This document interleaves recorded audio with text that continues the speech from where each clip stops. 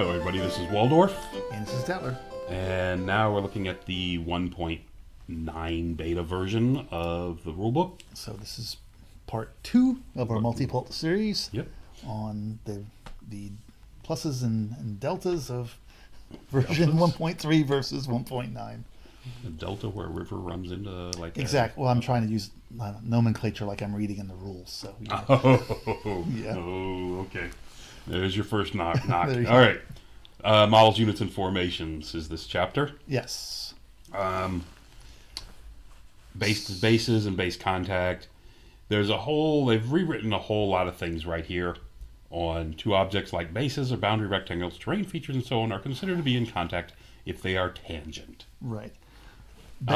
So before you have a brain burst, this is probably an opportunity where they can simplify the language a little bit for the layperson. Or beginner, yeah, the beginner who comes along and they look at this and they're like, what? I'm not quite sure what this means. Exactly. I mean, I know what they're trying to be very specific and use specific words for these lawyer types, but that does not help our beginners. Yeah, absolutely. It needs a little more plain spoken. But with that said, yep. These two paragraphs, all they're basically saying is if you look at the four diagrams, how you're in contact and how you're overlapping.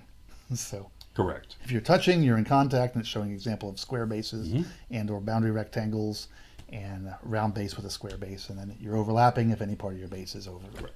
And they do make the point that in like figure C, if the rectangle is a flying unit, it is not actually in contact with the terrain as it's flying. Correct. So they make that distinction up there as well. And again, in the flying section. So correct. Yeah, don't get intimidated by that. It's just straight. Correct. It's what it is. An initial text for that. Multi-part models. They've tried to tighten up the language here. It's basically the same. If you're a combined model, you use one weapon, the defensive skill, but you could have multiple offensive profiles, like for the rider, the mount. Right. Maybe you have multiple riders, different things, and give it a couple little examples of that type of thing. Right. And then it also talks about the new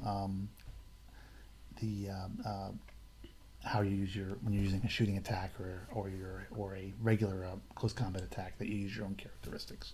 And of course, the clarification: each model part can make a shooting attack in the same phase, but must shoot the same target. Right. Just for those of you who have not seen that, or pretend you have not seen that line yes, in the rulebook before. Yes. Which brings us to units, rank and file. No real changes there. Then we have basically a rewrite of what full ranks are. If there are enough models in the rank, it is considered to be a full rank. How many models are needed is determined by the size of the unit. Standard units need 5 models, large units 3, gigantics need 1. It's basically it's just a rewrite of what was before. Correct. And I'm sure they'll tighten up the language some more when 2.0 comes out. Yep. No changes to how rank ups are worked. Line formation.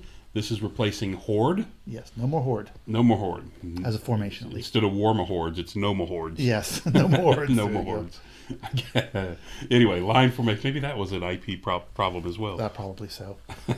Units in ranks of 8 or more models are considered to be in line formation. Yep. Units in line formation gain fight an extra rank attack attribute, but cannot add rank bonus to their side's combat score. Right. Units that are not in line formation are considered to be in close formation. So basically they're just saying they shrank it from 10, requiring 10 wide, down to 8 wide. Which is a fantastic buff for elite infantry. Because you're adding another rank of fighting. Because you don't care about the rank bonus with those guys. And so they can easily make up for the loss of the 2 rank bonus by the damage output. With the damage output. So correct. So basically, they're pushing you, I think, to do core and regular ash and trash troops in bus formation. Correct, and pushing the more elites into line formations if you can do over 16 of them. Right. Except for probably multi-attack ones. Multi-attack ones, the benefit drops off. Right. Because you're losing it. But anyway. It's what it is. It's a kind of a bump for elite troops. Right. All right. And there's no difference. It's 8 models, no matter what kind of troop type you are. Next we have center of the unit. So Here we're just going through explaining what the boundary rectangle is. Right. Unit. With a nice graphic that probably tells you more than all the words around it. Correct. The graphic. Pictures are worth 1,000 words. Perfect. And it's a nice graphic, too. And, they're showing where they add an extra eye here. It makes the boundary rectangle poke way out to here.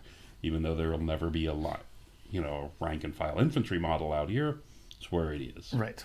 And, of course, stuff out here is in contact with this guy.